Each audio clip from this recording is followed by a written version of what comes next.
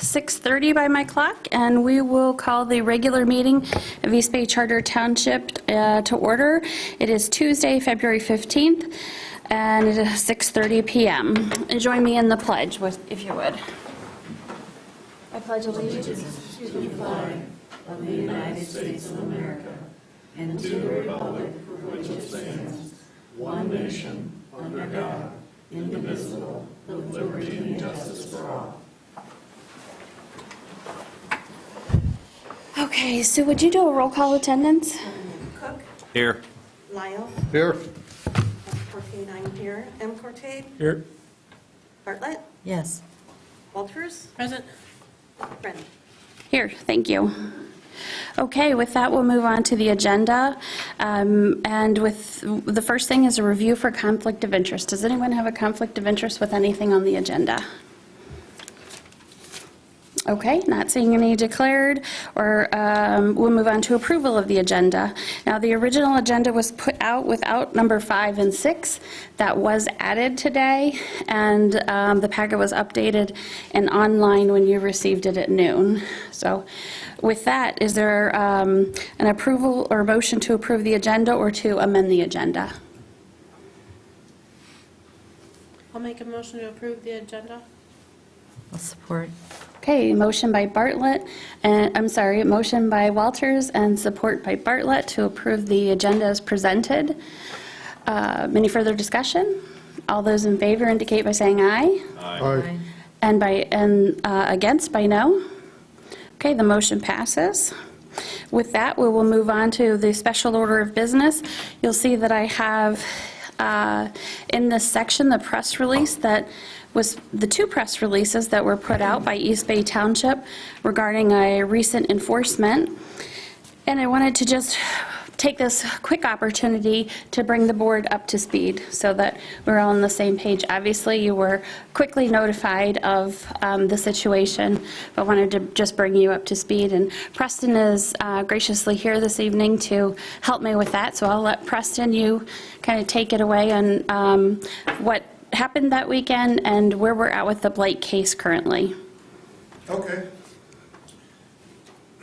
With the male property owner on Supply Road incarcerated, we took the opportunity to go to the property and begin cleanup. Meetings had taken place prior to that. We had mutual aid in place. We had animal control in place. We had law enforcement present. And so on Friday, the 28th of January, roughly 8 a.m., we went to the property to begin cleaning up a problem that's existed for some time. And 7 or 8 minutes after being there, law enforcement requested animal control, as they had visually seen things that would require their resources. Animal control wasn't there long before they realized that they needed to utilize the mutual aid that they had in place, and they began a very impressive task of removing dogs from the property, which all have been removed and are at Cherryland. Regarding the blight, it seems that everything in this scenario exceeded our knowledge base or expectations of what we would find there. The cleanup was epic. I believe it maybe made history in our state. And as of yesterday, I would consider the property 99.8% mitigated. There's a couple things still there. If you drive past that property, you will notice a vehicle that's in the front yard that may look maybe like blight to you, but it did not meet our ordinance as it was a properly registered vehicle and had ran in the very recent past. So it does have current valid registration. So that vehicle was left. But every other vehicle, motorhome, trailer, was removed. Over 350 tires, trailer after trailer after trailer after trailer after dumpster of just garbage, metals, water heaters, you name it, which far exceeded our knowledge because we couldn't see it. And the property owner was very careful at how things were placed, so it was very limited in what you could see other than the big vehicles from neighboring properties. And although consent was asked for many, many times, it was never given to go on the property to further examine it. So, again, the property is, almost there. Just a couple things that I need to address on Thursday of this week. So, we're at with that. Okay, thank you very much. And the last agenda item that we added has to do with the invoice from the vendor, and so we'll go over that during that agenda item. But just to kind of put this all in perspective of a timeline, this was an enforcement based on a ticket issued in the summer of 2020. We did ask for a formal hearing with a district court judge. And in the summer and fall, we had pre-hearings and hearings, none of which the property owner showed up for. Every time the property owner doesn't show up, there's additional time that is granted to that property owner to accommodate them. As a matter of fact, at one point during the hearings, the property owner conveyed that they didn't feel comfortable because of COVID attending certain methods, and we agreed and rescheduled the date for a month later at that point in time. So that was all during the summer and fall, and in January of 2021 is when we finally got to the hearing date where a judgment was made. That the property owner must clean up the property, or the township would be able to do it and charge that property owner.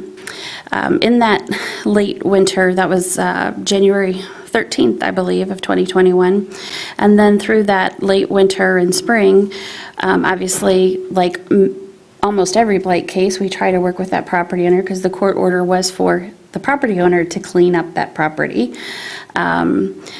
We tried to work with them to no avail, and in early spring, late winter, we searched for vendors. You guys are familiar with that. We've talked before about our staff contacting 14 different potential vendors and really only finding out one that was suited to taking on this type of a cleanup.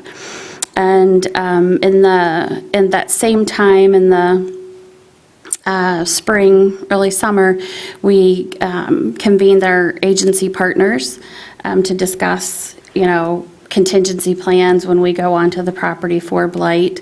We always look for what could happen on there, whether that's a safety issue, whether that's some other mitigating issue, and so forth. So we did so with our agency partners.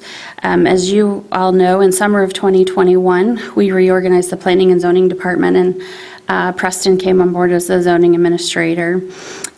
Shortly, about a month after you were on, we reconvened, probably 3 weeks after, reconvened those agency meetings, and we set a date for enforcement of September 22nd.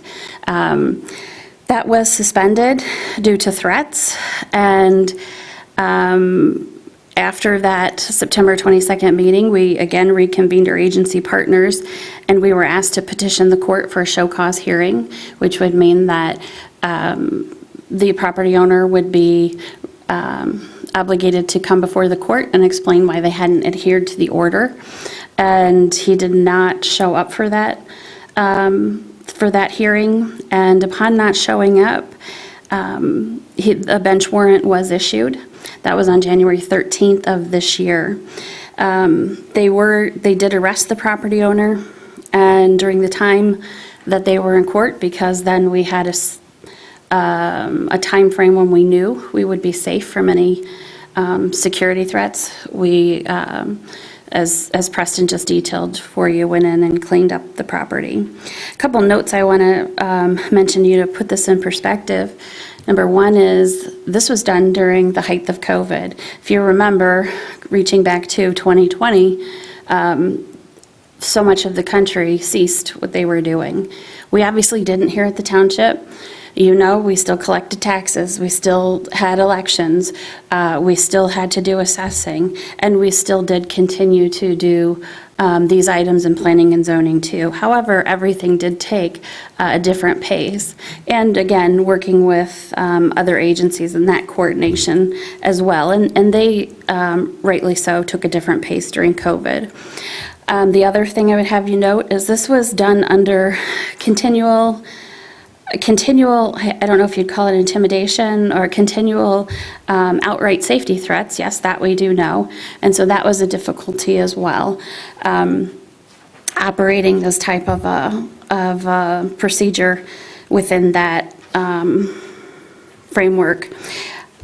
As mentioned, we worked with multiple agencies with this, and that would be the Sheriff's Office, the Health Department, which includes environmental health, construction codes, and animal control. And two other things to mention to you is this is expensive. This is very expensive. This has been brought to you before last June when we talked about, and the Township Board approved a vendor. We don't take this on very lightly, going onto somebody's property. People have property rights, and this is expensive. Again, yes, we are able to bill it to the property owner, but we are out those funds until we see them back. And then I would also have you remember that this township is went onto that property to deal with blight. And we are incredibly thankful that we are not under a different news scenario where individual was hurt due to a blight ordinance. We are very thankful that we were able to find the dogs that existed there and get them into capable care. Not we did it, but through the animal control and all of their interlocal agreements. And I do want to lastly express appreciation to this board for allowing us the ability to conduct this enforcement. Again, this is something that I think a lot of people are looking at, as Preston mentioned, and this board has afforded us the ability to upfront the costs, to have the personnel resources to do this, all the way from the reorganization of the Planning and Zoning Department to spending the personnel time to do this. This isn't expressly laid out in blight ordinance or junk ordinances. So we appreciate the latitude to be able to do that.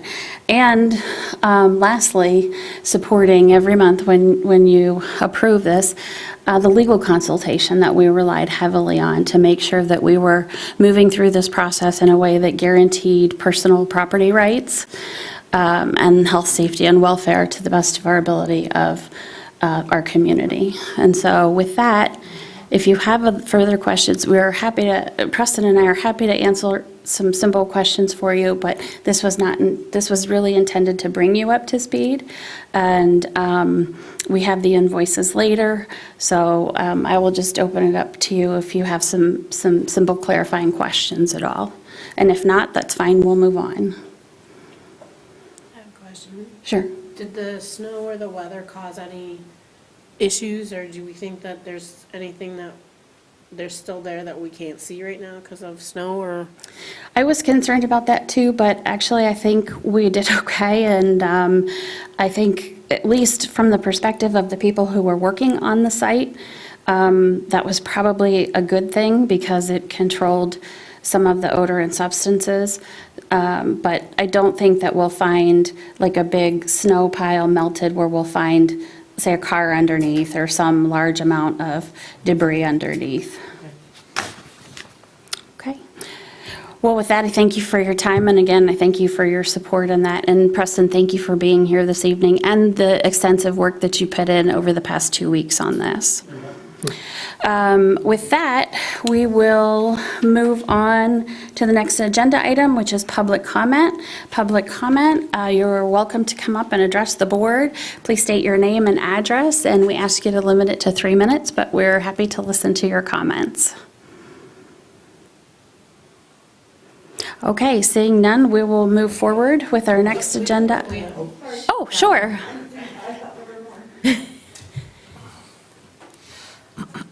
How are you this evening? Good. My name is Megan Rosenstengel. I live at 1844 Pine Drive. We are property owners and full-time residents here in the township. I wrote it out so I won't ramble. I'm also a professional in the pet care industry, so this case has been very concerning to me for the nature of my work. I want to say that the things that made this take a very long time are the things that protect us from having our property taken or, our property seized. So there is an appreciation for that and that process that had to take place. So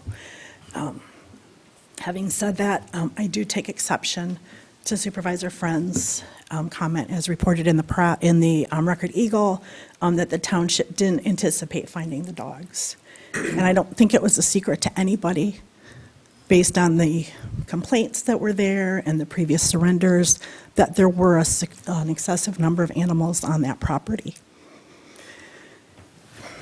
And I think that was confirmed by the press release of February 1st that detailed the multi-agency response to that situation, and the animal control was in place for that. So this case has taxed our community financially, emotionally, our leaders, our municipal employees that handled the situation, the people that are caring for those animals, and the emotional toll that those people took for the things that they saw were horrific. I've had my own code enforcement, pre-you, struggles with the township. We had, at one point, market hogs being raised in my residential area, and tried to take the proper steps to have things cleaned up and improved. But in 2019, we just resigned ourselves to that being the quality of life in East Bay Township. And that was disappointing, but it is what it is. So you have to choose your battles. But I really do feel in cases such as this that the well-being of living animals, beings, needs to be a higher priority than unsightliness or abandoned vehicles or those kind of things. And as township residents, we should have the right to a speedy as possible resolution to zoning violations that are affecting our quality of life, rather than being delayed or mishandled or not handled appropriately. So I'm not here to say we need more rules or more. We have enough rules. We have enough laws. We need better handling of those things. We need stricter enforcement of our current laws and zoning ordinances that we're told that we will be given for being members of the township. So I will be following the case, and I'm very hopeful that we'll hear from the township the things that you'll be doing so that this never happens again. Thank you. Any other public comment? Okay, as we all know, public comment is not a give and take, but I do want to clarify something. A quote in the Record Eagle does not necessarily mean that that was verbally spoken from me.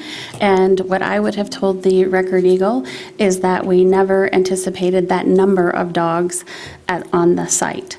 Obviously, there were dogs on the site. It could have been 2 dogs, 5 dogs, 10 dogs. Clearly, we were not anticipating that number of dogs. And that is entirely what the press release says as well. So, and there also should be, potentially later, we can follow up with clarification on what are zoning ordinances, what are police power ordinances, and who is entitled or responsible under those ordinances for the enforcement of those. In this particular case, with the East Bay Township has no ordinance enforcement under dogs, dog neglect, dog abuse, or accusations of those. We have no ability to go in and do anything about those. And even with blight, we have taken and used our own resources for an area which it does not empower us with the enforcement in that ordinance. So I just want to offer that clarification, and I do thank you. It is a very difficult situation, having been there that weekend, seen that, been over to visit the dogs, and in continual communication with animal control. And Preston, we're very well aware of that, and I understand your heartache over it. So with that, there was no other public comment. We'll move on to the next agenda item. And that is correspondence and reports. And you will find in your packet correspondence listed and the emails contained from about just over a dozen residents. Also, your audit engagement letter that went to the board for the fiscal year 2021 audit, a PAR plan newsletter, and the Treasurer's January report. Does anyone have any questions on those communications, correspondence, or reports? Okay, with that, we'll move on to the consent agenda. Sue, will you do the consent agenda, please? Thank you. The purpose of the consent calendar is to expedite business by grouping non-controversial items together to be dealt with by one board motion without discussion. Any member of the board, staff, or the public may ask that an item on the consent agenda be removed and placed elsewhere on the agenda for full discussion. Such request will be automatically respected. If an item is not removed from the consent agenda, the action noted in parentheses on the agenda is approved by a single board action adopting the consent agenda. You have the January 10th, 2022 regular meeting minutes. From the general fund, we have check numbers 16799 through 16873 in the amount of $76,771.42. From the emergency fund, we had check numbers 4869 through 4908 in the amount of $34,239.72. From the receiving fund, checks number 2848 through 2850 in the amount of $2,076.25. From the escrow fund, checks number 1807 through 1817 in the amount of $10,371.67. And there were 3 payroll periods. The first from January 2nd through January 15, checks number 7290 through 7294, totaling $47,831.53, including payroll tax $8,608.32, and a check for $1,359.78 to State of Michigan Withholdings. And there was a special payroll that was also for that same period of time, with one check, $72.95, totaling $2,711.80, including payroll tax, $460.59, and a check to the State of Michigan for withholding, $68.26, and payroll period of 1/16/2022 through 1/29/2022. Checks numbered 7296 through 7298, totaling $50,913.62, including the payroll tax of $9,067.79, and a state of Michigan withholding check for $1,379.49. There is also two budget adjustments. Budget Adjustment 2022-01 and 02, and other items, Board of Review appointments, Federal Procurement Policy, Power Plan Risk Reduction Grant Award, Property Tax Write-Offs, and a mileage request. Thank you very much. One question. Sure. On that last one, there was only 2 checks wrote? Most of our folks do direct deposit, so Oh, those are okay. physical checks written. Okay. I know Okay. It seems very odd. Would anyone from the board like anything removed from the consent calendar? Yes, 8A, B, and E. And we'll put those at after number 6 on the agenda. So with that, we'll also ask the members of the public if there is anything they would like removed from the consent calendar. Okay, we will bring that back and see if there is a motion for approval of the consent calendar to, as presented with the exception of 8A, B, and E.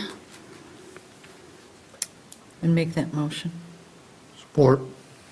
Okay, there's a motion by Bartlett and support by Lyle to approve the consent calendar as stated. Any further discussion? Okay, Sue, we'll do a roll call vote. Certainly. Bartlett, Yes. Lyle, Yes. Cook, Yes. M. Cortate, Yes. Walters. Yes.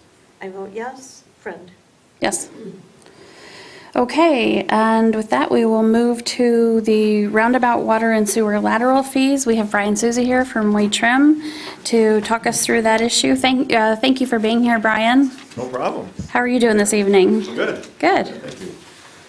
Just a couple items on the agenda tonight. Obviously, the first one are the roundabout lateral fees. I don't remember if it was last month or the month before, I mentioned that, this is an opportunity or an option for the township to calculate and charge lateral fees for the water and sewer that was put in at the along 4 Mile, both north and south of Hammond Road, for water, and east and west on Hammond Road for sewer.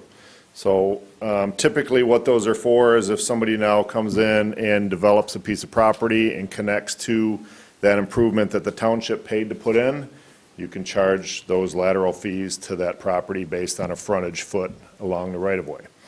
Typically, we see lateral fees charged as part of or calculated and put in place as part of a private development project. Don't typically see those put in place as part of a municipally sponsored project. Doesn't mean we can't, doesn't mean it hasn't been done, but at least we want to have that discussion that that's an option for the township to do. So before I came here, I figured there might be a question about what do you think the lateral fees would be for water and sewer. A quick calculation showed it'd be about $200 per foot for both water and sewer. Now, that gets a little convoluted because that intersection already has water going through it, so 4 corners are already served with water. We had to run water all the way down or north on 4 Mile to connect and create a loop.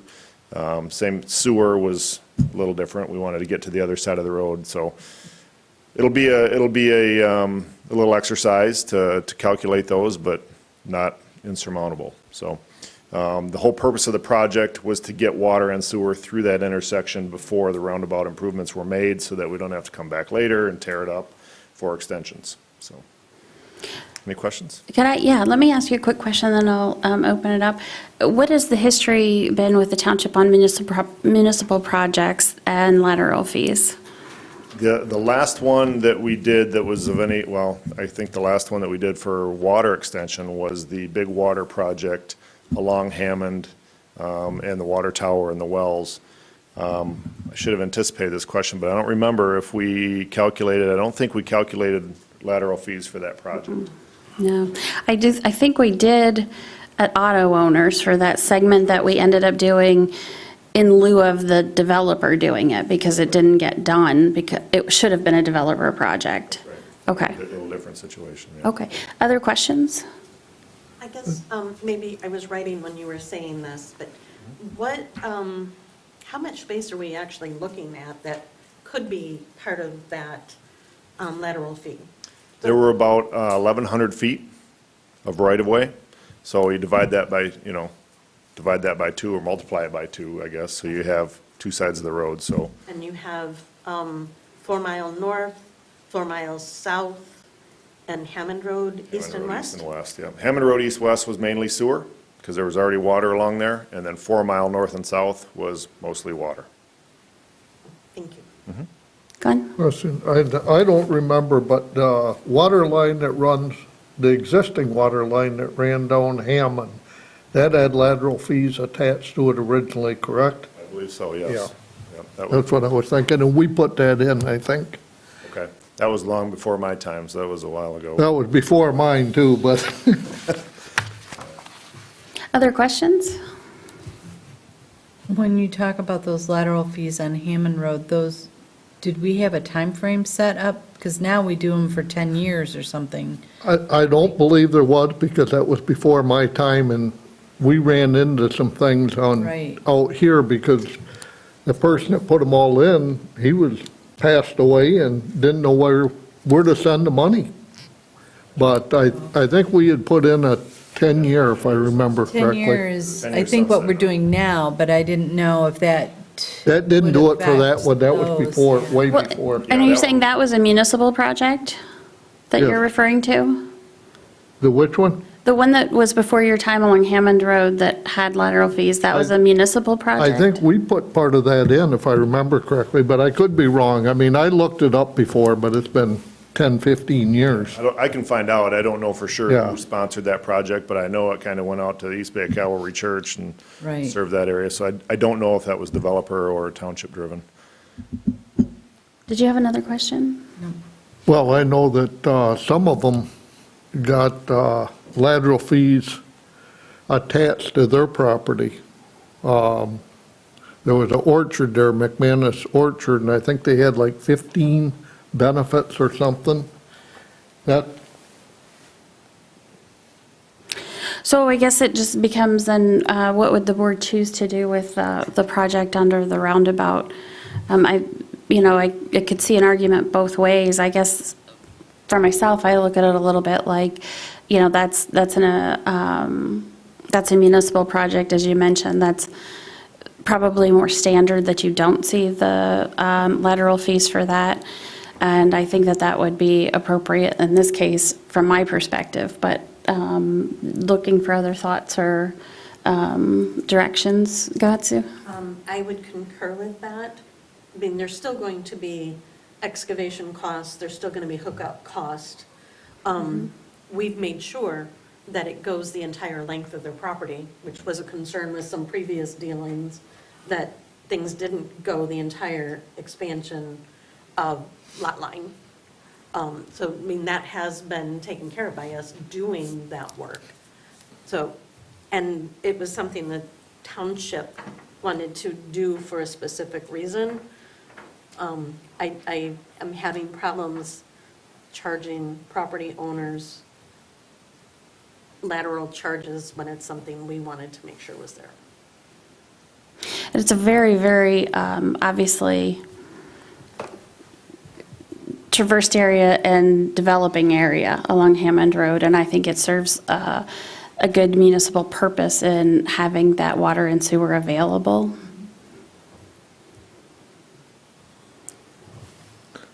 I personally, I'm sure you know how I feel. I feel personally that, the people on water and sewer paid for that pipe to get installed. That's where the money came from.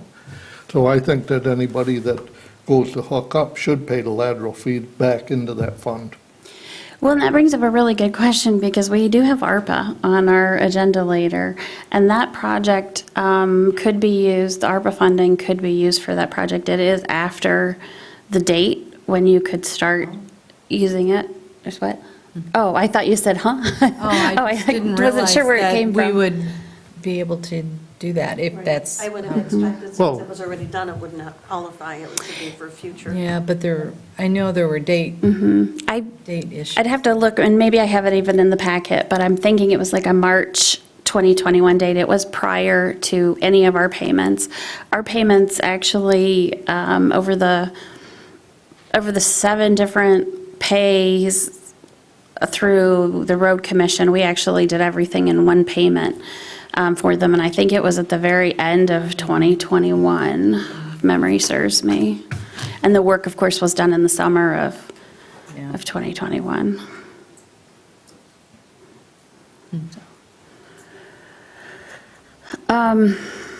Would anybody like to make a motion in any direction?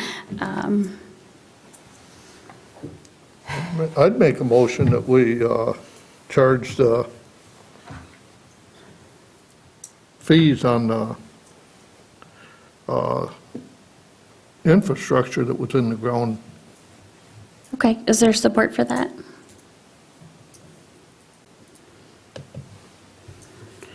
Okay, saying no support for that, that motion fail, or doesn't fail, but doesn't, Motion dies. thank you, dies. With that, I probably, seeing that the board doesn't want to take that action, I probably would appreciate a motion, while maybe it technically isn't necessary, in the opposite, just so that it's on the record. Mindy? Can we table this topic and then go talk to ARPA? Because I would like to have lateral fees added if we can't use ARPA. But if we can use ARPA and then have that money available for something else in the future, that's a different discussion. So I don't want to jump. And if we use ARPA, I don't think we can charge lateral fees because we can't go back. That's a good point. I will say one thing, I think the discussion tonight with ARPA was framed more in how do we want to make those decisions? I don't know that that decision would be made tonight. Does this one have to be made? Well, this one doesn't have to be. It doesn't have to be made tonight. But again, we had just mentioned it at a previous meeting, and I thought, while it's on the radar, we'll bring it back, because sometimes when it drops off, then you go, what decision did we make? So we could do that. If we make a decision on this right now, doesn't mean we can't bring it back in the future after we figure out what we're gonna do with that. We can just choose to table it indefinitely. I was gonna say, I was kind of thinking along those lines. I am hesitant to waive all the lateral fees because, as Glenn said, water and sewer customers put that in. But if we can use the ARPA funds, then I think I think it does benefit all of those on those systems. So that would make sense to me to, Okay. if at that point we're figuring out the ARPA funds, we choose to use it for water and sewer, then that could be part of it. So would everybody be in agreement just to table this right now indefinitely? We'll have it in the minutes. We can refer back to it and bring it up as needed. Yeah. I make a motion to table this until further consideration. Okay, I would support that. So a motion made by Cortate, supported by Friend. All in favor indicate by saying aye. Aye. Any opposed by no? Okay, Brian, so I didn't mean to bring you out to this meeting for no reason. No, that's fine. That was, That's all I right. do think we have other stuff, correct? We do, yeah. The next one is the Lift Station 1 force main. Lift Station 1 is the biggest sanitary sewage lift station the township has. It's located on Indian Trail Boulevard, and it pumps all the sewage generated by East Bay Township and all the sewage generated by Acme Township. And the discussion really isn't about the lift station. The lift station is in good shape. You've done some work on it, we've done upgrades to it. What I'm more concerned about is the force main that lift station pumps into, comes out to the Tart Trail, all the way along the Tart Trail, directly to the wastewater treatment plant on the north end of Boardman Lake. That force main was put in 1974, so it's approaching 50 years old. It's a ductile iron force main, and if you recall last late summer, we had a break in that force main near Hastings. Sewage was bubbling out of the ground. It wasn't a huge issue. It gave us a little, just because the break was small, it gave us a little time to figure out how we want to attack this, because we can't just shut down that force main for very long and back up sewage in 2 townships. So Elmer's put that plan together with the DPW. They did a great job. I think it was fairly expensive to do the repair that they did, but what was more alarming, and I think there may be photos in your packet of what the pipe looked like when they got down to it in the section that they cut out. What typically is about a 1/2 inch, 5/8 inch thick steel pipe, you can see that top is eroded to nothing, and there were holes all along that. Now, is that going to be, like that, the full length of the pipe? We don't know. But my concern is that is the most important force main that these townships have, and if we had a catastrophic break on that, and we had to shut it down because it was, creating too much of an issue, and we had to address it right away, that'd be a big problem, to shut down both townships' wastewater, or deal with it quickly and trying to figure out how we're gonna handle this flow that just keeps coming, right? So what I'm asking for with my letter in the packet is allowing me to go in and do some preliminary planning. I'm not asking to do the design and the bidding at this point in time, but what I think we need to do is we need to start planning for a replacement of that force main. So what I'm asking to do is do some preliminary work, do some investigation on who owns what the multi-user facility agreement specifically says, and how much this would cost, how those costs would be broken out by township, because this isn't a project that would just be borne by East Bay Township, because that is considered a multi-user facility, meaning more than one municipality uses it. So I'm asking for the ability to go ahead and do that planning so that we get some good numbers, we know what we're up against, and can begin that process moving forward. And even though this was a small break that happened at that time, it really did tax the DPW in servicing that line. It was really difficult for them. They had it timed down, people were out there standing there deviating some, and then if you can remember, alerts going out to people to try to keep their water usage down at that time so that it would keep the pressure off of that line. So a bigger break, a more catastrophic would be incredible to try and deal with there. We averted that, as you know, up on 31 with that project in 20. And we'd really like to avert it here. Since this packet went out, we do have, you'll notice that there is a letter of support from John DeVozo in here. And we have received a letter of concurrence and support from Gosling Zubek, which is Acme Township's engineering firm. So what we'd like to do is, as Brian mentioned, is proceed on this, start to get an idea of the project, and then start looking at grant funding, different things that are coming in, and really kind of the coordination, because this will be a pretty decent project. Well, it's about 2.7 miles. Yeah. Mindy? I like numbers like 10,000, 15,000, not to exceed. I would I'm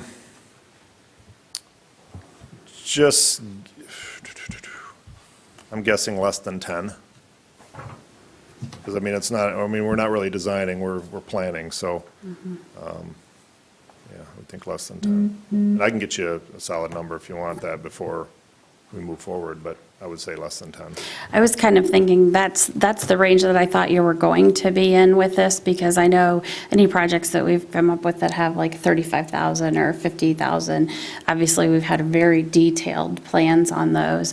This is just a little bit bigger than what I would normally call on Brian to kind of flesh out at the beginning, so I wanted to make sure that that came to the board and we were okay to go forward on that. Yeah, I just want a number associated Yeah, with it. yeah. And I'm not saying down to the penny or nickel or anything like that, but, And we do have those funds available for the engineering and the sewer fund.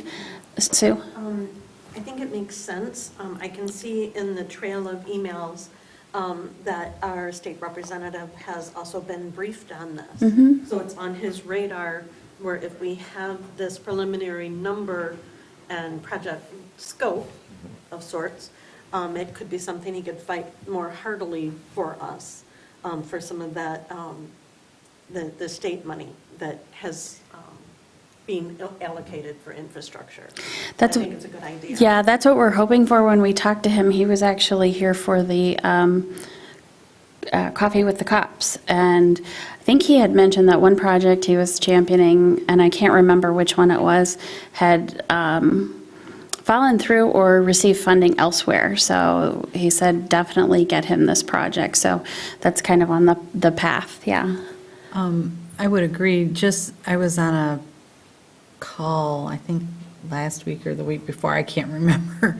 And they suggested that you have shovel-ready projects, like take it off the shelf and put it in place, because when monies come available, they'll look at those first rather than, oh, we've got a great idea, let me go flesh it out. Yeah. So I think that's Yeah, pretty you know, if good you planning. think about timeline-wise, I mean, you do the planning, you have the discussions, if you decide to go forward with design, and then permitting, and then bidding and construction, by the time that's actually built and in the ground, you're 2-3 years from now.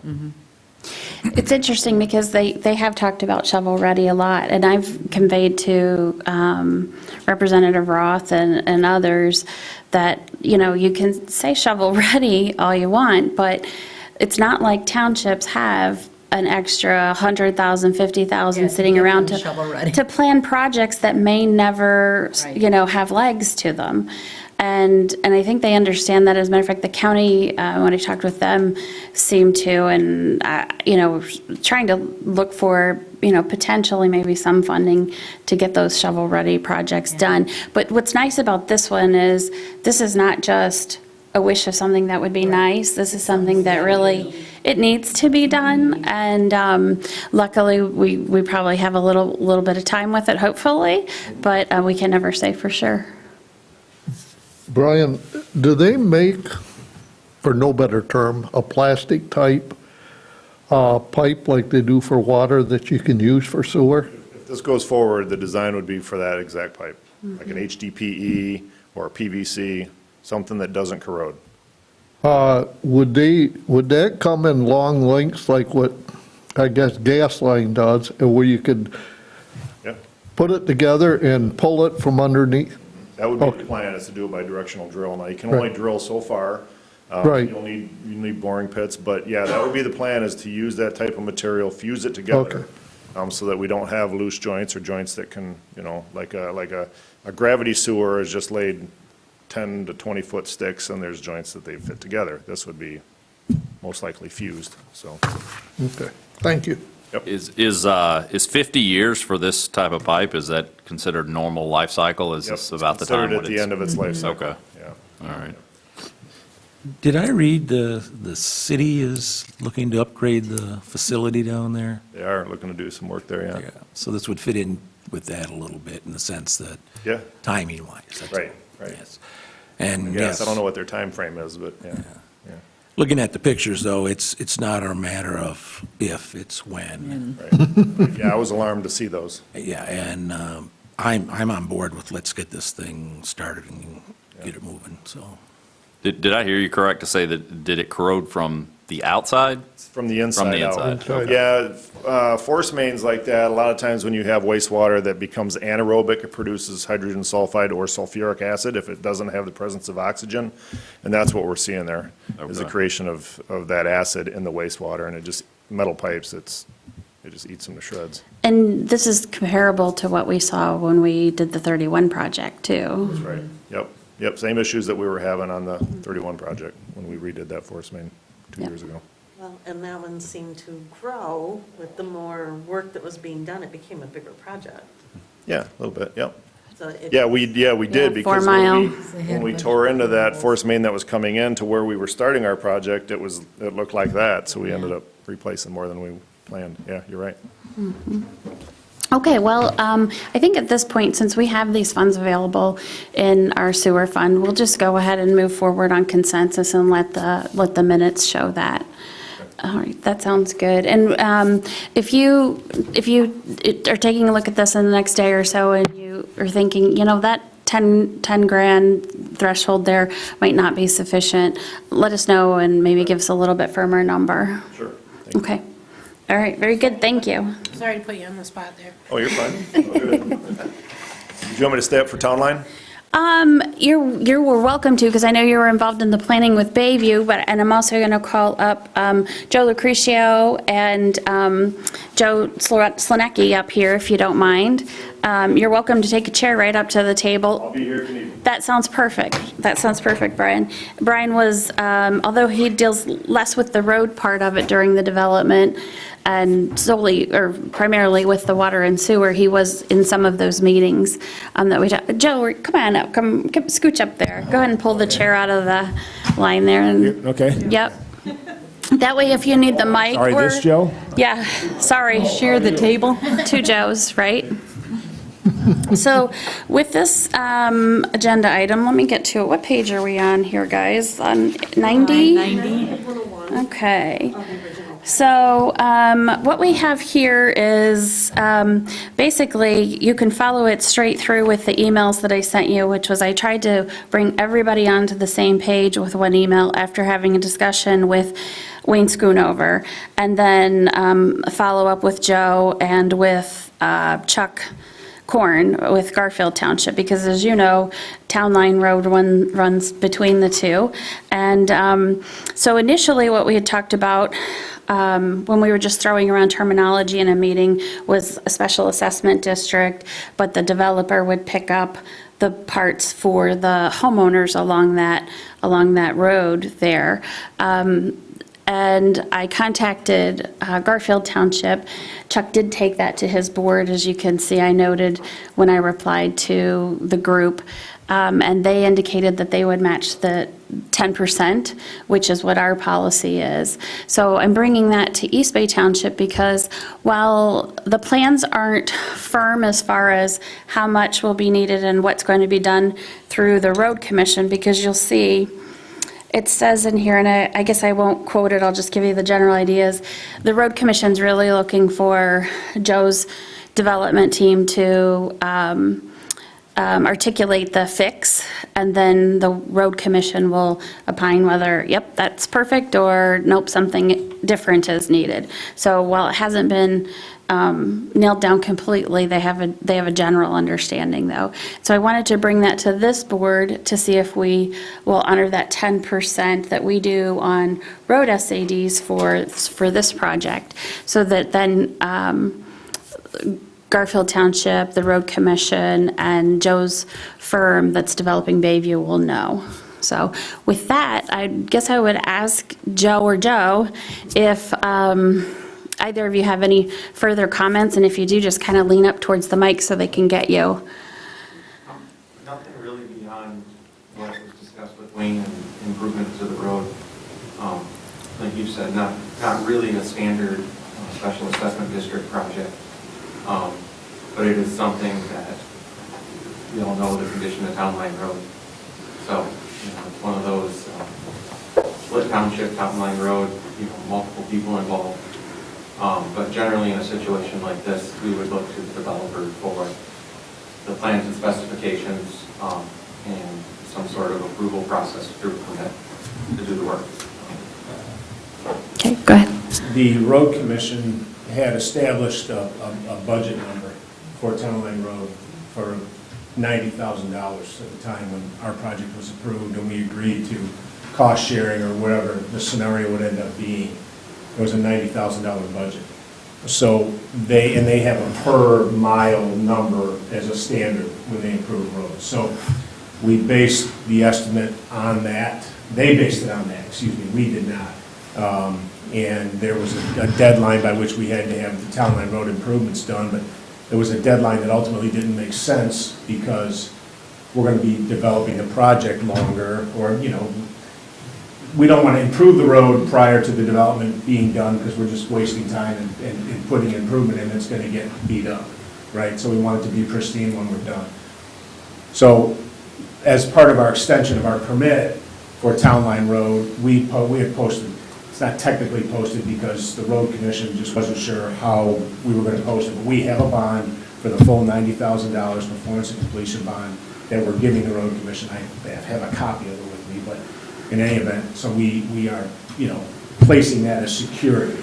And I think the understanding with Wayne Schoonover is that after the snow melt, after things settle down, frost laws are off, everything else, we take a good hard look at the road and start to assess what we're gonna do in terms of scope. So, as a security, we are posting that bond. Okay, very good, thank you. Does anybody need have any questions or clarification? I guess I would say that, but let me just mention one thing first.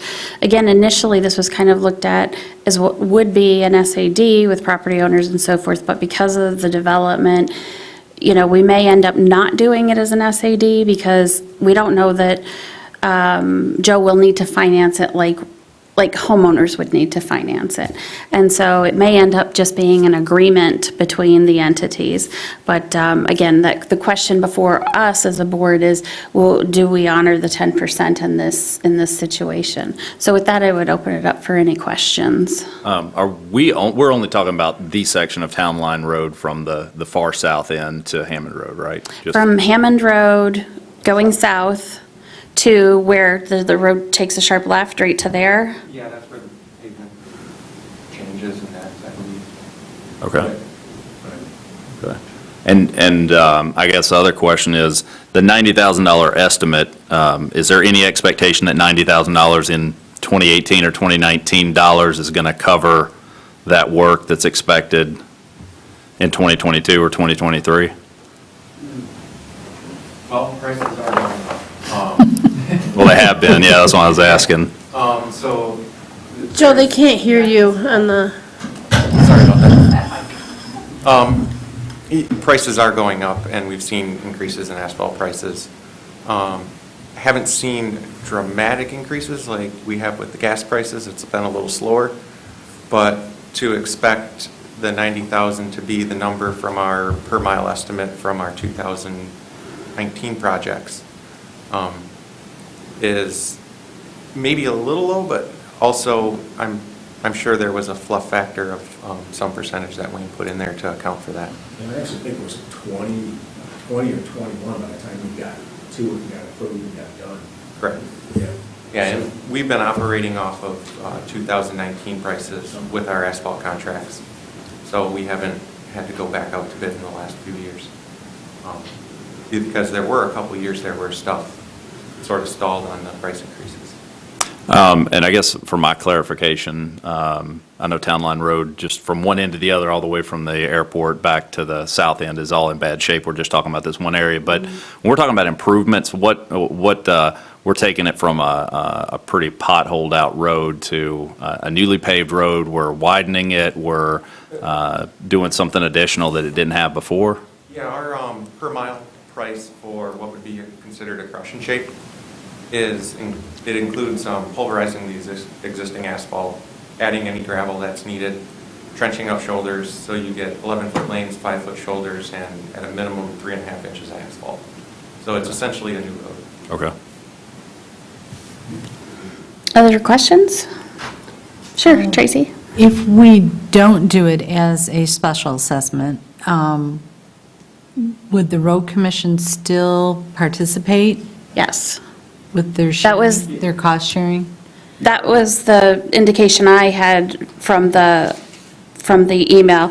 I Yeah. think the stipulation that they made is that it would end up being an agreement between the developer and the townships, and then we would have the agreement with the road commission, if I And remember that's correctly. kind of what I got, but I just wanted to make sure.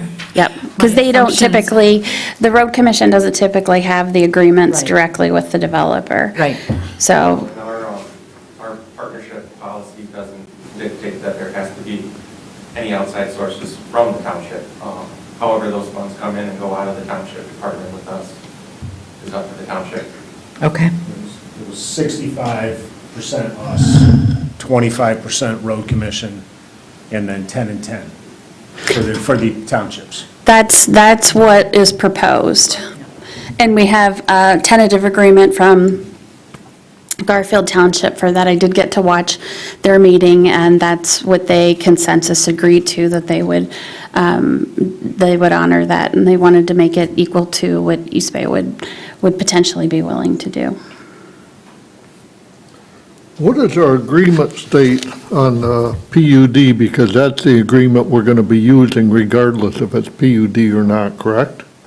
Or is there going to be something else? We got an agreement for kicking in for special assessment. Yes. That's what I meant. Oh, okay. I thought, Sorry. okay. I was like, oh, Anyhow. SAD, PUD, Yeah. it's an acronym, right? We'll call it whatever. Yeah, right, exactly. Okay, does that state, it states 10%, but does it go up to a certain amount, or is it It does- open-ended? It says 10% or as budget allows. So, and the township, of course, can, I don't think we've ever really budgeted any amount in there. We usually do it according to projects that come before us. Okay, we don't have a road budget money that we put in? No, we don't, like, say, Okay. for example, we don't say like $20,000 every year will go into an SAD fund. We don't do that. But when we approve an SAD, then we'll go back and designate the source and make the budget amendment We do for gravel roads, we budget Yeah. the gravel roads. Right. for Brian. Right, that's for brining. Right. Yeah, Okay. yeah. Any other questions, or is the board supportive of doing the 10% per our SAD agreement? Are we establishing 10% of the 90,000 or 10% of whatever it ends up being? Well, I think we do have to, I guess I'm trying to recall at the Garfield Township meeting, I don't even remember them stating the 90,000. Of course, they have a much different revenue stream than we do. So they didn't specify, to my recollection. They just said they would end up doing 10%. I personally would be surprised if things came in at $90,000, just because I'm always surprised by project costs, always. It doesn't matter if it's a park or a road or anything. I'm sorry, Joe, go ahead. And to keep in mind, these per mile numbers we use, they don't include any subsurface exploration. So given the area and farm fields that are around, there's no subgrade undercutting or any clay veins that we may find underneath the road.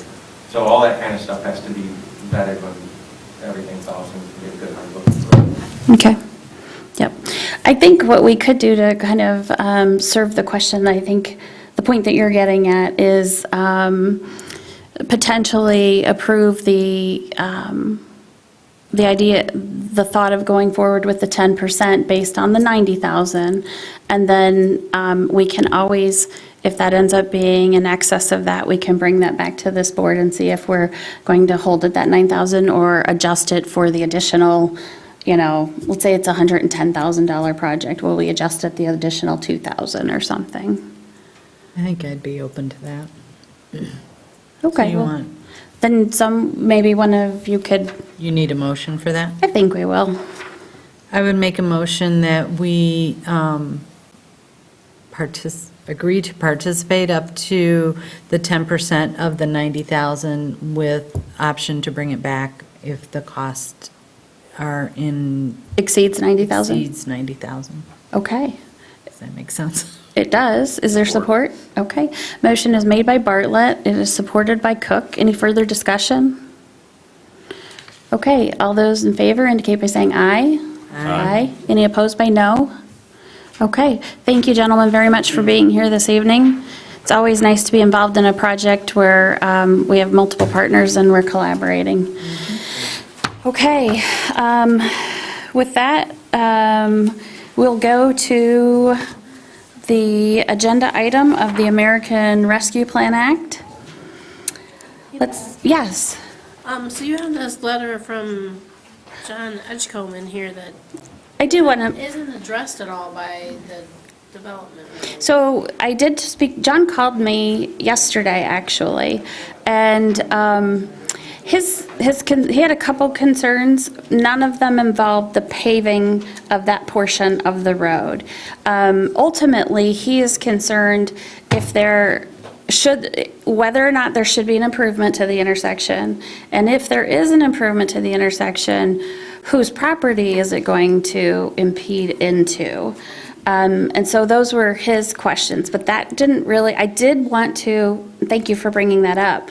I did want to include that letter because it is very part and parcel to this, but yet at the same time, it didn't impact it directly. And the parcel, the second parcel that he was interested in south of there, he's working with planning and zoning and assessing to make sure he understands exactly what he has ownership of, because the records are a little not great, so he's going to have to go through and do a survey.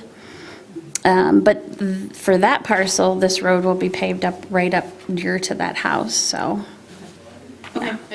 Thanks for asking, I forgot it was in there. So with ARPA, you'll see, let me remind myself what I put here in this packet. I let you know that last month, the Parks Commission did start to discuss ARPA. I've asked them to, about 2 months ago. I think they're a little uncomfortable, wanting to, they're unsure of ARPA. Everyone is, right? Thank you, Joe, for coming tonight. Appreciate it. But I think Jake is helping them come along with some discussion on some of their prioritization and so forth. Also, as you can see, there's a memo in here from Nick on the ambulance and what funds they could utilize from that. And then I wanted to let you know, because we have talked with county commissioners about how we're working regionally together and how that process is taking shape. So the county has retained a consulting firm, and they have recommended a subcommittee.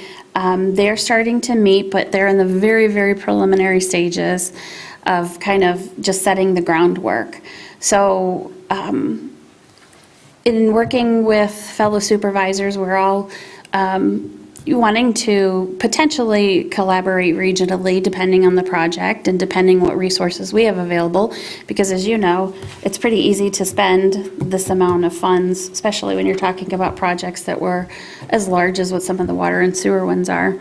But we're very interested in knowing what the county is doing for any opportunities.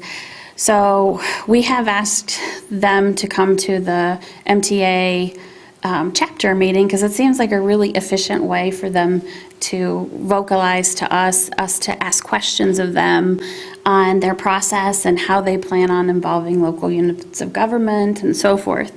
Additionally, as I mentioned, the Community Foundation had contacted us and letting us know that they were doing some really quick put together, and maybe I won't phrase the terminology right, but they're looking at the regional needs of the community so that potentially people are making decisions, they can match that funding with those needs. So we're anticipating that they will be at the April MTA chapter meeting to be able to explain that process and that regional approach. As well, we've talked about this a bit at the Board of Public Works. Brian and I have definitely talked about different things as well. And remember too, there's ARPA money, right, that's coming directly to us, that's going to the county, but then there's this whole amount that's going to the state too, and that the feds are using in different grant programs as well. So there's potential for some of those projects to get enveloped in those grants too. And it's really staggering, because then, just as a side note, then you'll see some of the grants and it's like they're extended a really lengthy period of time, and then you'll find another one that's like due February 15th. And so it's really, to me, as a user looking at potentially applying, it's pretty varied in the approaches. So, but yes, the DPW has been looking at some projects, and I thought just with all of this kind of occurring simultaneously, that we might talk about what process we'll go through. And just to make you maybe feel a little bit like you're in good company, it did talk with the other supervisors and said, okay, so where are you guys at with your township? Like, have you talked with the public yet? Have you talked with your fellow board yet? Have you made determinations on what you'll spend? And while all the answers literally were different, I can say across the board, it was really in its beginning stages for everybody. So there's not one process or approach. And that's where we're at with this. As you can see, it did change since we originally talked. They have simplified this for NEUs, or for non-entitlement units, which we are as a township, that instead of doing the lost revenue calculation, we can take the standard deduction of the revenue calculation of 10 million. That is something that I mentioned in here that I recommend that we do, that most townships are doing that qualify for that. It frees the funds up a lot. And when I say it frees it up a lot, it's not, you can't just spend anything willy-nilly. You can spend it on things that are legally appropriate for townships to spend funds on.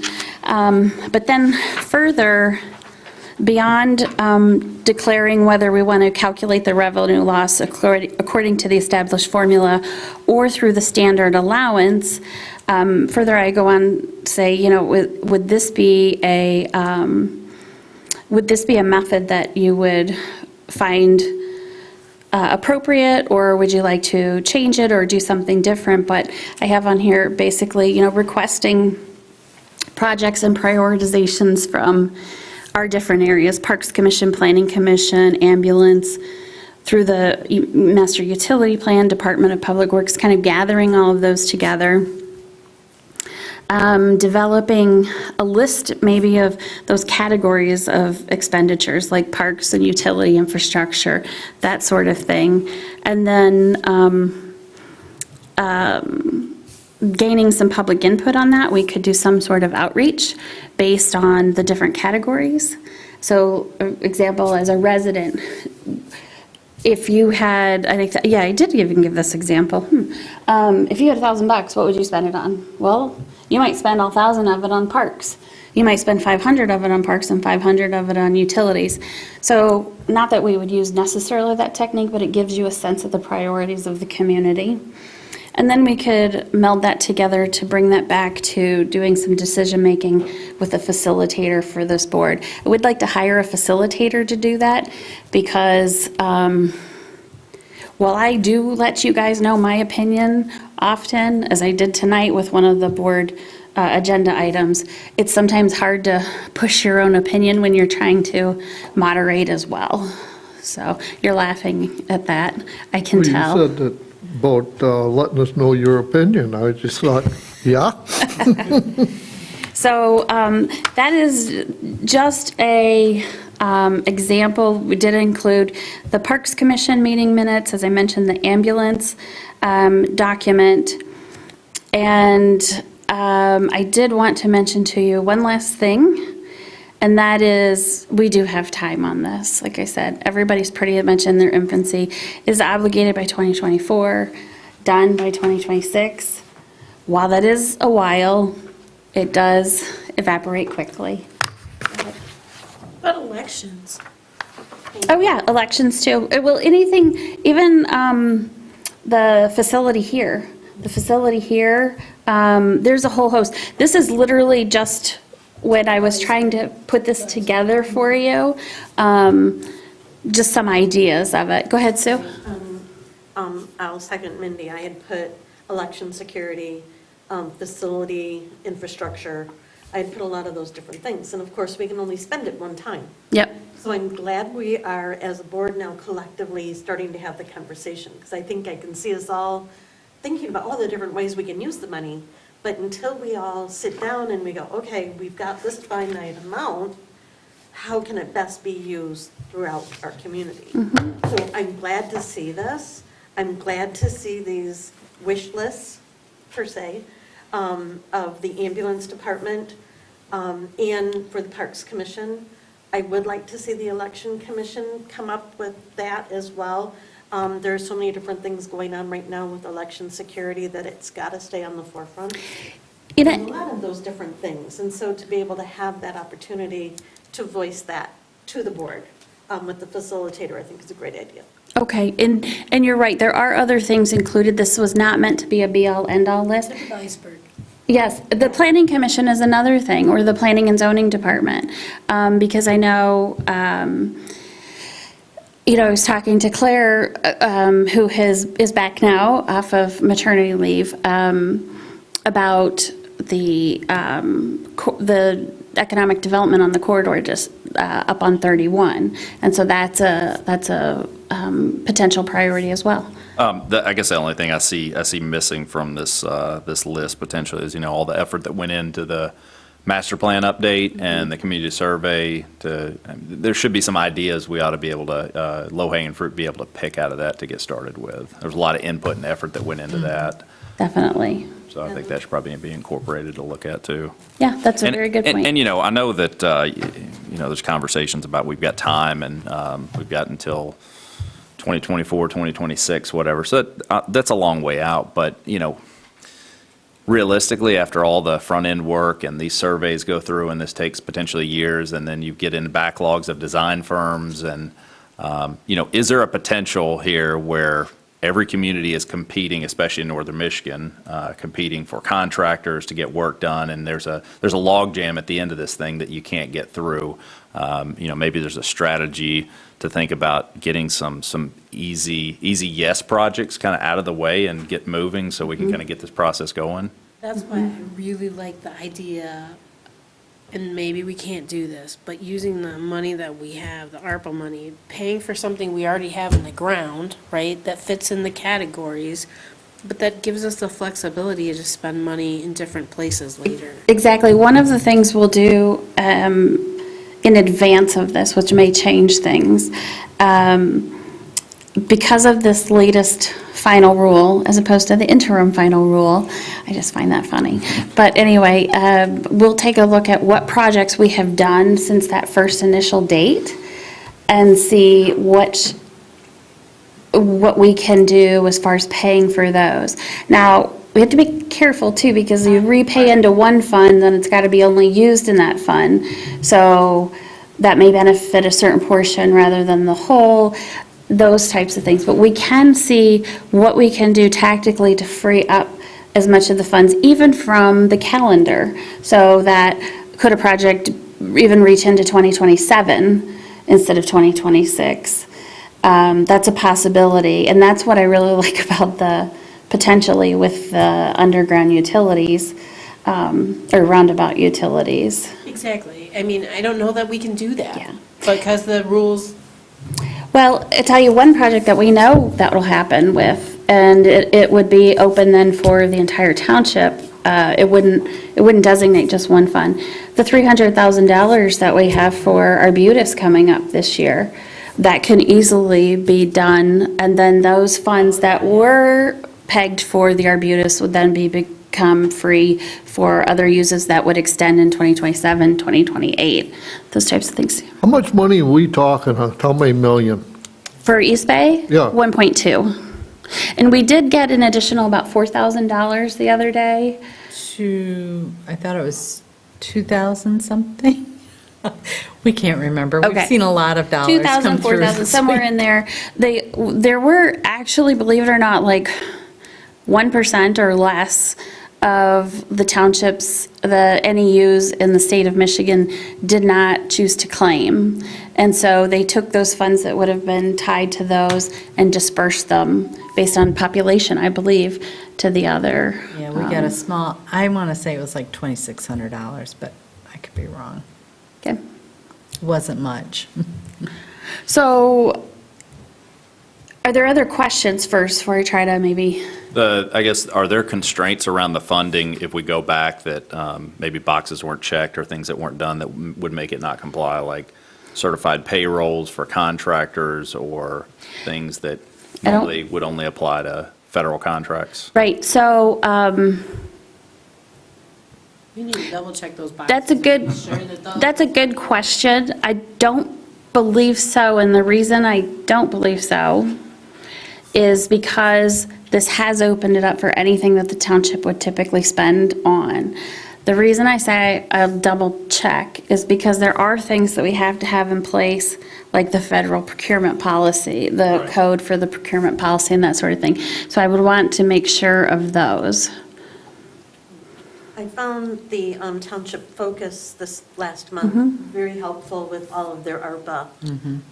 They laid it out really well, especially with the final ruling and the $10 million. It said only one township didn't qualify to be able to use that marker. They were too large to be able to use that $10 million amount. So I think this is going to help us too, a facilitator as well. I'd like to see us try to have it maybe on the agenda monthly, just to keep getting updates. So I think when we originally applied for the ARPA funding, I think we targeted to bringing this back to the board in January, so we're at February, so we're not doing too bad. But I think I would probably like to bring this back probably at the next quarterly meeting. I think let's do it maybe at the quarterly meetings, because I want to get some more information than probably the roughly 3 weeks. I mean, I know you guys think of it as between a month between meetings, but I don't think always like 3 weeks. So probably more information than I would feel comfortable. This reports meeting. Yeah. And you will have a reporting that has to be done by then, even though we haven't spent any. April, that's right, that's right. So I do want to have, and I actually don't know if I need formal approval to declare that, or if I'm able to just declare that, but I would like to get a motion that we would claim the standard allowance revenue loss of 10 million versus the calculated revenue loss from their formula, just so that I have that. So if you'd like a motion, I make that motion. Okay. Support that motion. Okay, motion by Cortade, supported by Walters, that the township would use the standard allowance revenue loss for ARPA of $10 million. Any further discussion? All in favor indicate by saying aye. Aye. Opposed by no? Okay, that is what we will do. I will, if you could, please feel free to email me or remind me. I already have the election commission on here, and I've mentioned to you planning and zoning, but if there are any other departments or things that are outside this, just the suggestions that you see in here, let me know, because we'll make sure that we start to get some listings from them as we move through this. It may be helpful to do a subcommittee, so that, I think that our staff feels comfortable going to either of the three of us that are in the office every day, but maybe they would feel more comfortable talking to two trustees and say, this is what I really think is important, and not you maybe, but I don't know. I mean, and that's something we can discuss at the quarterly meeting too, is if we form a subcommittee to try to listen to what the staff would maybe thinks is important too.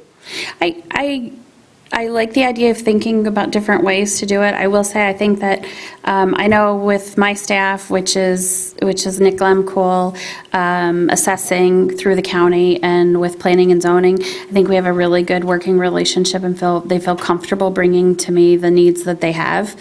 And I think the Parks Commission, Planning Commission, Election Commission can do that through their meeting process. And I would like to keep this as open and as transparent as possible, and keep all of us kind of clued into it. So until it becomes cumbersome, if it becomes too time-consuming or cumbersome, then I would say maybe let's look at a different way. I guess the only thing I was thinking is, it's a 7-member board.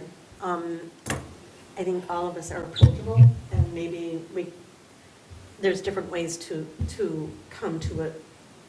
Hey, have you thought about it this way? I don't think, I don't want the trustees to feel that it's a supervisor, clerk, treasurer directed. Oh, gosh. It's not. No. So I guess that was just my yeah. reasoning behind it too, and for staff as well, is that if it's trustees in one of the three of us, or, not a quorum, of course, but that maybe it would just allow for a different perspective for them. Yeah, I think, you guys are all involved in different committees, ZBA and Planning Commission, and Election Commission. I think we'll try to work through those and just, by goodness gracious, let us know if you have anything. One other thing. When I was reading through our ambulance listing, I just, improvements to the building. Is that something that's going to have to go through the Metro Board if this board Oh. chooses to do it? Well, definitely, we would want to involve our partners. I think you know where I'm coming from. I do. I do, which is a difficult topic. But, yeah, I will need to know how we want to approach that from a township perspective. I don't know how the Metro Board will approach that. I have heard, but that's maybe more from administration than board members, and ultimately it is a board decision. So we shall see. If we are to do, and maybe this is just a whole nother agenda item at another meeting, but if we were to do improvements there, will this board expect any participation from Metro's standpoint? And I don't know that that can be answered tonight, but that is certainly a good question to leave the air open on. I think maybe the best place to start is what improvements need to be made. And then maybe we could take a look at that and see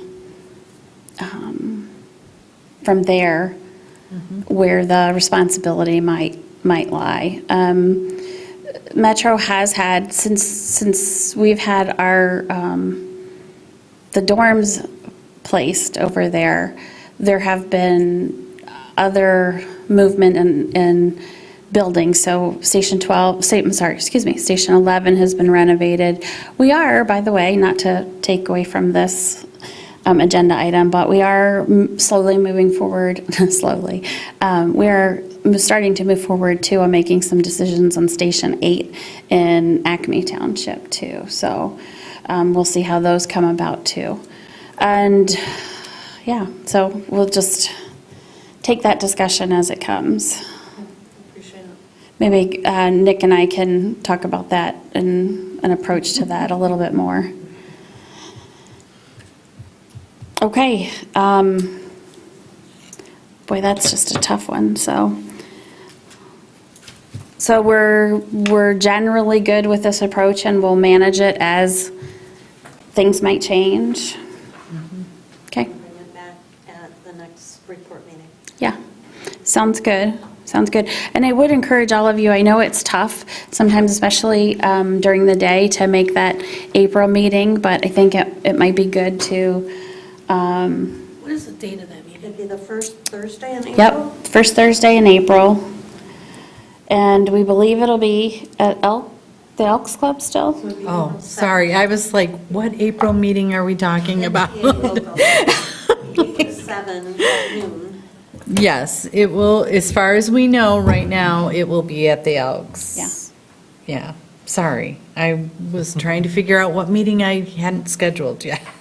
Well, you were still busy on dollars in, dollars out. And we had actually talked about when we met at the supervisors luncheon, we had actually talked about having somebody come to the MTA chapter meeting and facilitating a discussion on what the townships think are important regional goals for the ARPA funding. And then we decided, and just based on some things happening, we ended up going with this approach and saying, wait, let's just listen to what they have to say that they're doing first. So, Because a lot of the partners that come to that local MTA meeting are not township. Mm-hmm. You've got the city, you've got the county, you've got villages, you've got different things that way. So I think that's a good approach the way you're heading. yeah. Okay, with that, unless anyone has anything further? My only comment is I know a lot of this has to be thought out and, well coordinated with some of the other local government agencies, so we don't duplicate effort.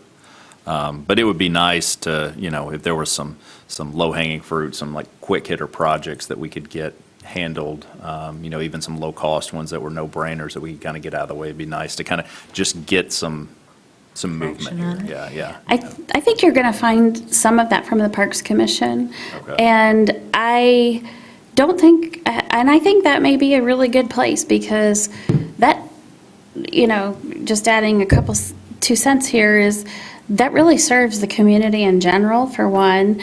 2, we've seen the value of that in COVID, and also that article I forwarded along, there's an article by Bloomberg that talked about economic development. It really talked about recreation spaces as economic development. So it's just really very interesting. And they do have a few projects, I think, that are not very high dollar that would be interesting and potentially could be partially grant funded and partially township funded. Yeah, I mean, if inflation keeps going like it is, then our $1.2 million might look more like $700,000 by the time we get, to shovels in the ground, so. Yep, true enough. Okay, with that, we will move on to the Michigan Tax Tribunal appraisal. This is relatively self-explanatory, and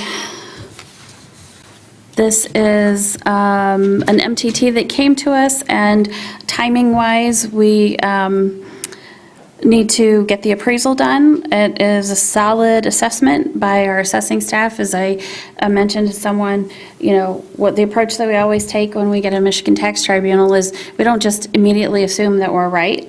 We take a look at what they're requesting for, and then we go back through our assessment and say, was this done appropriately? Is there something we were missing?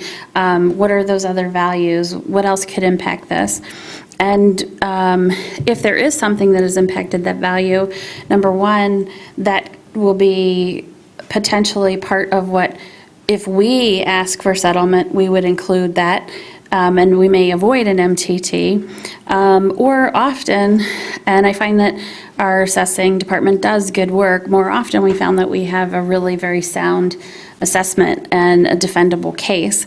That's the case here as well.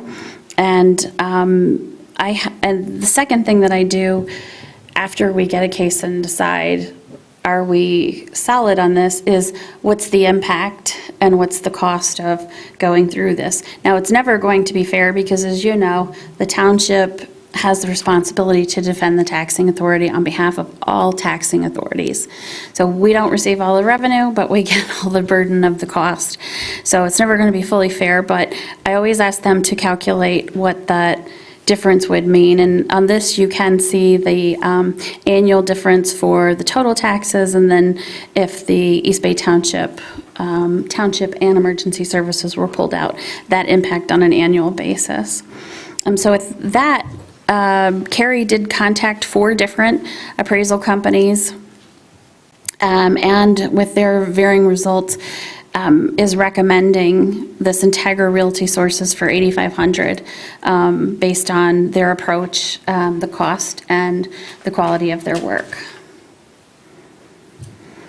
Now, we've only, and I think I might have included in here, yes, we've only budgeted $5,000 in there, just for a general number. We never know what kind of MTTs we'll get in a year. So this is a general amount. This is the last 1 or 2 appraisals that we've done. They're expensive appraisals. They're done on, the one we did had 177 property numbers with it. So that was pricey. That was a condo, hotel, fractional ownership. And this is a large hotel too, so not inexpensive. But with that, what I am asking for is approval for the $8,500 appraisal fee from Integra Realty Resources, and then to bring back that budget amendment to accommodate the expense. I would make a motion to approve the $8,500 appraisal fee from Integra Realty Resources, and you can bring back the budget amendment. Okay, is there support? Support. Okay, motion is made by Bartlett, support by Walters, to approve the appraisal fee. Any further discussion? I guess I would only just alert you that we do have another MTT. Center Ice has been going on, that one, since I started here in 2016. Now, we did have some recent movement on that. You remember the Livingston case downstate? We we partnered with them and then got the grant, or did the writing for their grant for the amicus briefs through MTA. Their exemption held, the courts ruled in their favor, and then they were through the valuation process. We were being held in abeyance until they had gone through that. The judge for our case, for Center Ice, well, let me just put it this way, because I'm not sure who did what, but at any rate, Center Ice is no longer contesting their exemption. They have dropped that. They're continuing with their valuation. So of course, that means another appraisal. And so I just want you to know that when I find out more information, estimates on that, that'll be coming back too.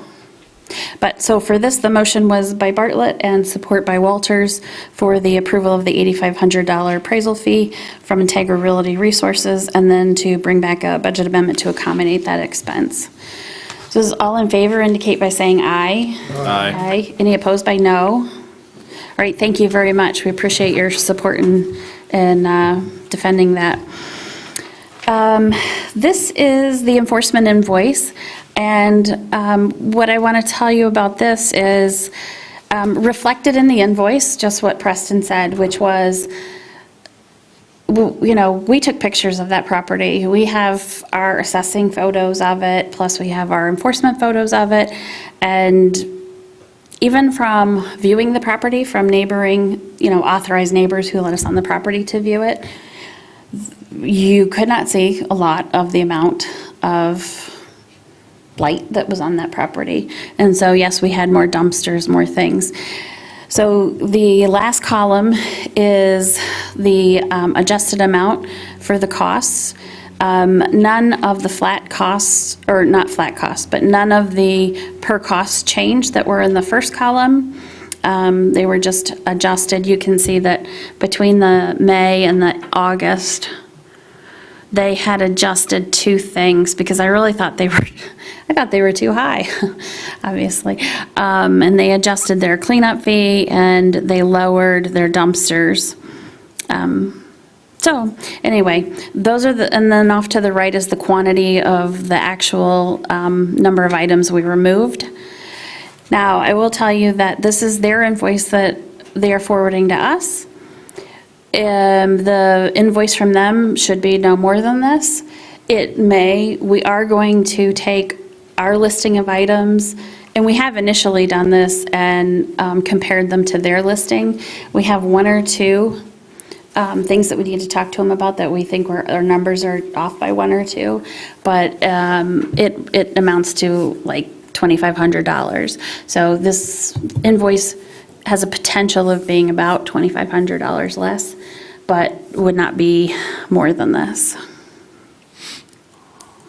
And so with that, I am looking at a motion to approve up to the total payment amount on the property cleanout Michigan invoice, less the $9,350 already paid per the terms of service.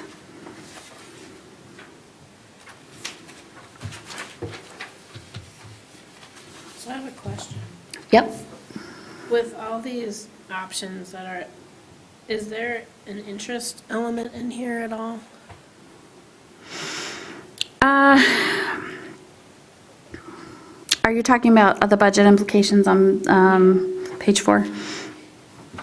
Not to my knowledge, but I haven't been through this process before, so I'm pretty sure we will figure that out as we go through it. Tracy may know.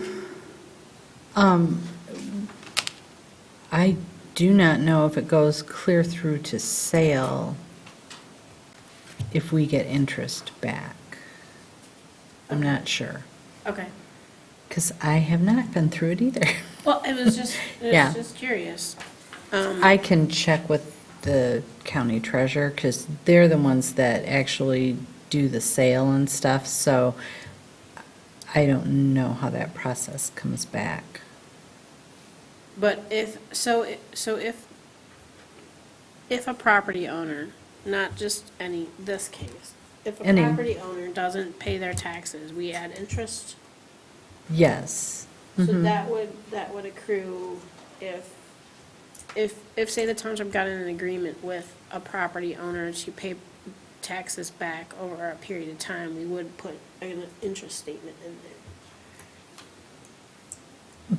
Yes, but I don't know that the township gets that back, or if the county gets it back, and we just get our base amount. The other I distinction. can't tell you that for sure, because it's Wouldn't- been so long. Wouldn't you just get your, whatever, when you, Our base. county buys the taxes, Yeah. that's what we get. Right. And if they hang on to it for Lord knows how long, any interest they would get. Yeah, that's what I'm thinking, is the county would then get any interest that is assessed to the property owner. We would not, Okay. is then my thought, but to- I would have to verify. We would be made whole when they bought them at whatever Yeah. month it Like is. in March, well, it's usually April, but we get made whole for what is delinquent this year from the county. At your settlement. And then remember too, this doesn't go on as taxes. This goes on as a fee that we're allowed to impose, or a settlement that we're allowed to assess through that invoice. It's not a tax. And it's registered as a lien against the property. Right. Okay, do we get, when the county buys the taxes, do we get made whole for that So- amount? When we were first going through this back in June, Tracy talked with the county about that. And at that point in time, their indication to us was yes. However, this was a smaller project at that point in time. So I still think it will be because, Yeah. while this is a large amount to us, that county pot is quite large. So it may not be an issue. And I don't expect that it will be, but I just want to preface that. Yeah, any indication that we've had so far is it would be treated like any other tax bill, but, That's what I would think. yeah. I mean, we have forwarded the one judgment to the county already, just in anticipation of it going to the county. The 9350. Well, no, the one court order we sent to the county already. Okay. Oh, I see Saying what that you're we saying. could put Yeah. it on the tax bill. Yep. Because that was their one concern is, could we really put it on the tax? You looking for a motion to approve up to 25,150? Correct. I make that motion, and it will be put on the taxes. That's part of the motion. Okay. Support. Okay.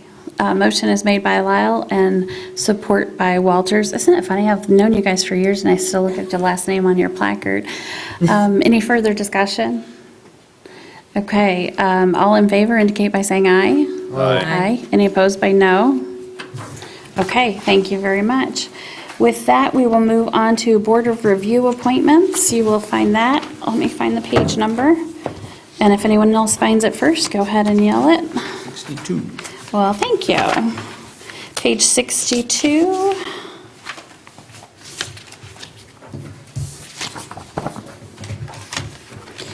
So, this is appointment of Carl Studzinski. I don't know, my pages got out of order. This is the appointment of Carl Studzinski to the Board of Review, as well as Rachel Zemanek to the Board of Review. And reappointment of the current Renee Edley and Sharon Vreeland. New to the Board of Review in 2022 is a state mandated training on Board of Review, and 3 out of 4 of them have already taken it, and the 4th one is already scheduled to take that. So any questions on this? No, I think they're both well-qualified and wonderful. My only statement I would like to just make, and it's just an observation. I think our circle's starting to get pretty small, you know. In Carl's case, he sits on another board. In Renee's case, she sits on another board. Rachel's an employee of the township. Do we do more than just advertise in the newsletter as far as trying to find people that might be interested out there? So we do a couple things, and you're right, we would love for more people to be involved. However, these individuals do bring a skill set that I'm excited to have on the Board of Review. Carl obviously is a building official in his professional life, and I think that that will serve him well with the Board of Review. Renee Edley is a realtor, and she has really taken to the Board of Review with a lot of interest in a proactive approach to learning about her responsibilities. And I think Rachel will do the same. She's a paramedic, as you know from the notes, and is a newly licensed realtor. And I think that she will definitely take a very significant interest in it too, from the capacity that Renee finds valuable, which is it helps her inform her clients. So while they are from that smaller group of people who are already familiar with East Bay Township, they do possess the qualities that we were really looking for. As I said, while we would love to have more people involved, Board of Review is notoriously difficult to fill.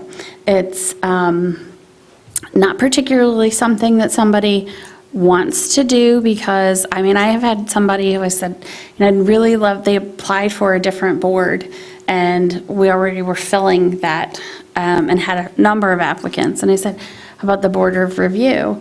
And they said, don't really want to tell fellow property owners no. And we did have a very good Board of Review member when he participated with the Board of Review. He was very thoughtful and deliberate in his approach and participating on the board. And he did say after he was involved, I can't remember if it was 1 or 2 years, I think it was 2 years, it's not for me. This isn't what I wanted to be involved in, and I'm involved with other things in the community. I might choose to be involved in the future, but not really loving the Board of Review. So it does tend to be a difficult one to fill, especially too, it's sporadic in the amount of time that it meets. It's a difficult topic to explain to the petitioners who come, and petitioners rarely come to that board happy. So it's a difficult one. We do put it on our website, we put it in the newsletter. We typically will mention it. I can't say every single time at other board meetings, but definitely will mention that. I think we've mentioned it here even, that we were looking for Board of Review members. And then the best way, really, is staff usually seeks people out. Renee Edley was an interested resident who came and asked good questions when she had moved back to the area after living here for a long time and away for a short few years. And they engaged in talking with her and said, you might be interested in this board, and indeed she was. So that's a very good way we like to find them. But it is it is the case that it's a tough one, and these are two very qualified candidates.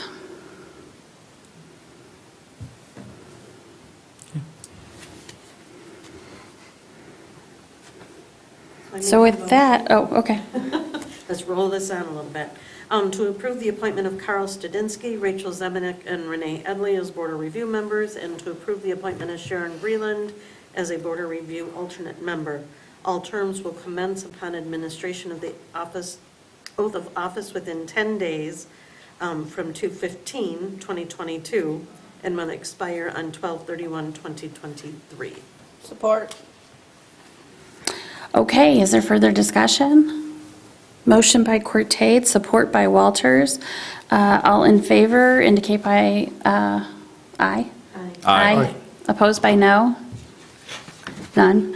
There's occasion where you say it so many times and you're like, what am I supposed to say at this point? Well, Anyway, yeah, they change it, they can only be, you gotta reappoint them every year. every 2 years. Every 2 years, and they're the only board that has to, like, by this day, they have 10 days to be sworn in. It can't be like, hey, before the next meeting next month. Yeah. So you will send each of them an email and CC me so I can. Yeah, they already know, but yes, I will, definitely. Okay, with that, we'll move on to the federal procurement policy. And the federal procurement policy is a requirement of ARPA, and the description that I provided in there, this was straight from Michigan Townships Association, and basically, that's it. It didn't, and the wording is exactly what they had on their website. So is there a question on this one? No, not from my standpoint. It's a personal thing. I just think it needed to be separated out, not just on the consent calendar. And what resolution number would it be? This is the first resolution of the year, so it'll be 2022-01. Okay. There were no resolutions in January. Not even when we renamed anything? No, because that was a 21 resolution. Okay. Yep, so 2022-01. Okay, is there a motion to approve? I'll make that motion. Is there support? Support. Okay, motion made by Cortate and support by Cook. Any further discussion? Okay, roll call vote. M. Cortade, Yes. Cook, Yes. Walters, Yes. Lyle, Yes. Bartlett, Yes. I vote yes, Friend. Yes. Okay, very good, thank you. We'll move on to mileage request. Any questions regarding this?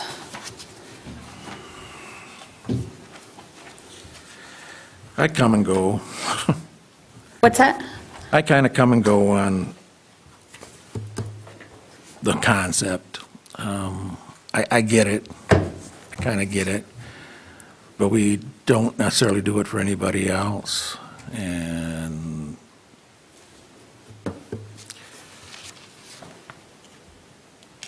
I don't want to go down the road of being an established policy, precedent set of paying mileage for somebody to come to work.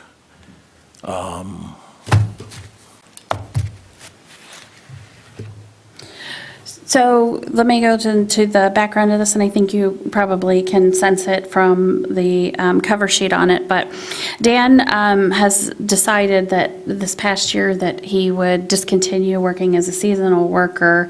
He didn't, although he has done that in previous years and then chosen to come back, for which we were very thankful.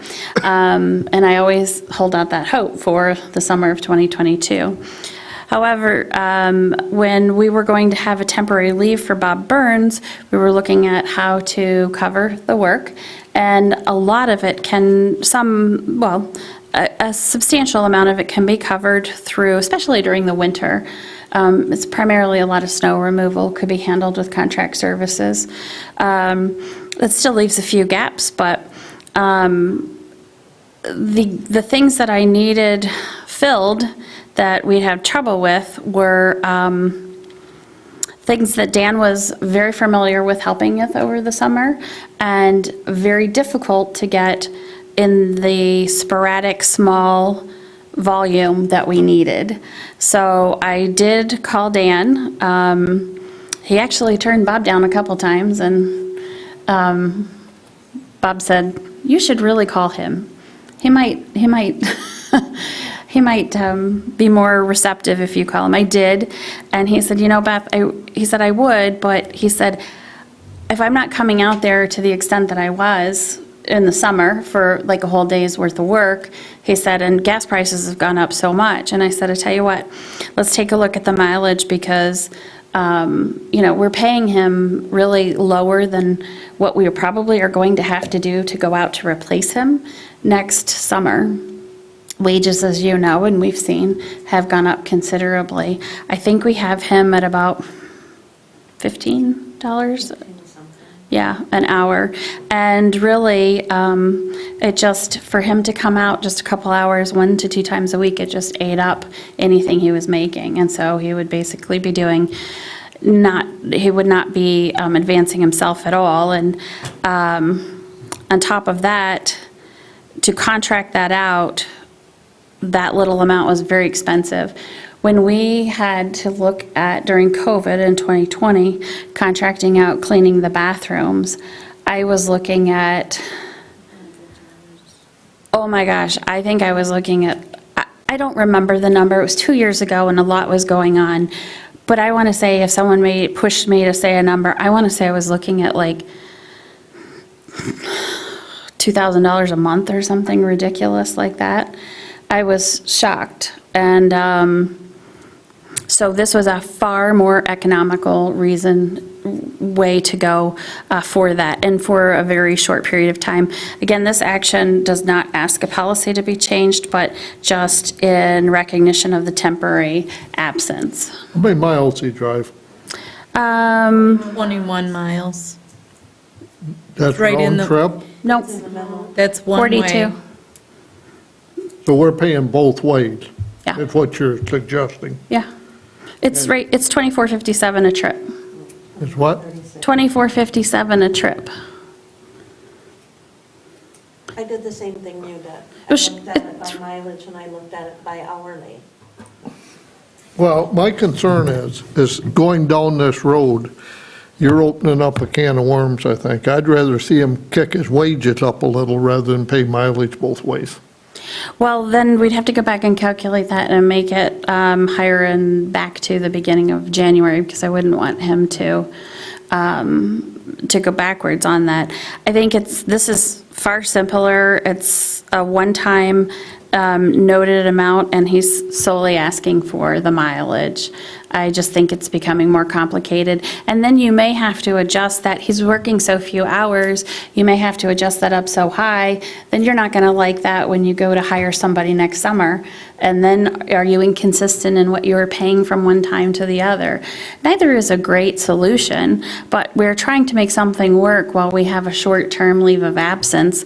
That's what you do in those situations. Sue? Right. The other thing that you have to consider is that there's the employer side, the payroll tax. And so that becomes more of an obligation on the township side.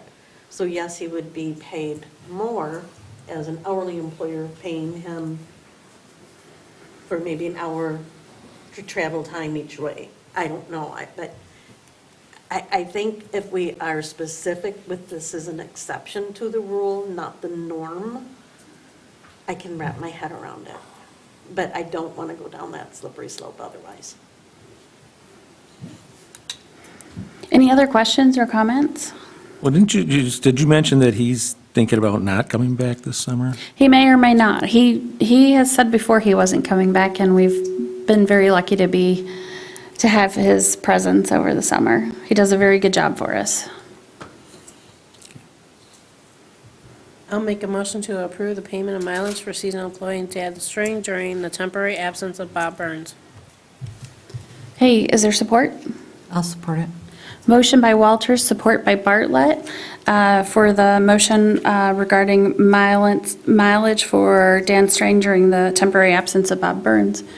Any further discussion? Okay, all in favor indicate by saying aye. Aye. Aye. Any opposed by no? No, Okay, we'll do a roll call. So, or, yeah. Yes. Bartlett, Yes. Cook, Yes. M. Cortade, No. Lyle, no. I vote yes. Friend. Yes. Well, that brings us to public comment and almost the end of the meeting. But public comment, if there's anybody who would like to address the board, welcome to stand up to the podium, introduce yourself, and give us your perspective. Okay, seeing none. Upcoming meeting dates, what is our next meeting, Sue? Is March 7th? 8th? March No, it's the 14th. 7th. It would be the 14th. Oh, we're much later, okay, March 14th. Yes. Okay, It's the March, second Monday.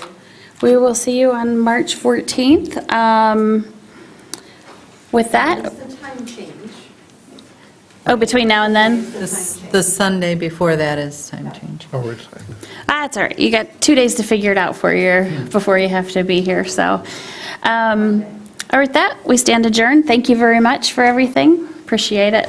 Have a good evening. Drive safely. Be careful tomorrow. It's supposed to thaw everything out and then freeze right back up.